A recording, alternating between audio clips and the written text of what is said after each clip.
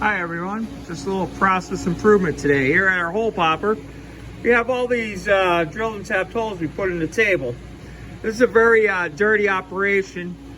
Basically we end up making metal into real fine particles, and we get what I call EDM mud.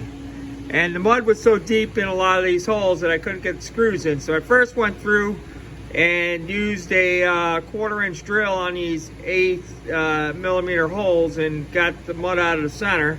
And then I used to go in and use a hand tap each one of these. And I said, you know what? Why not just take out my drill, stick a bolt in there,